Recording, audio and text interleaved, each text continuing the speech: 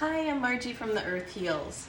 In a quest to find healthy snacks to share with you, I came across this chia seed pudding that I think that you would enjoy.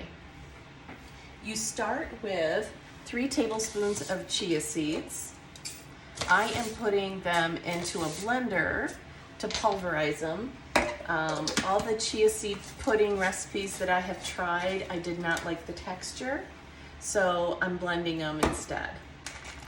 So you're going to end up with a texture that's much finer and smoother. So you'll just put that in the bottom of your container.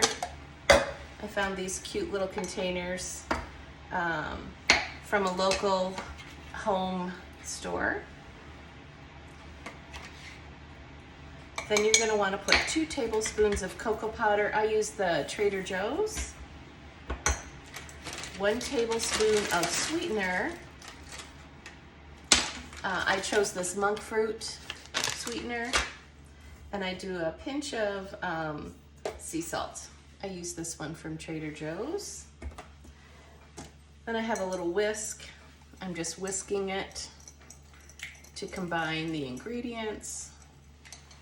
And then you're going to pour milk of your choice. I'm just using Fairlife. There we go. Fairlife whole milk. Then you're going to just whisk it until it's combined. It should be like this consistency. It kind of looks like chocolate milk right now. So you're going to want to put the top on and put it in your fridge for at least 2 hours. Hi, this has been sitting for just over 2 hours. You can see the consistency is firm. I like to top it with some fresh strawberries, or raspberries are really good too, and a little bit of toasted coconut. You can see how lovely it looks. I'm gonna just stir a little bit.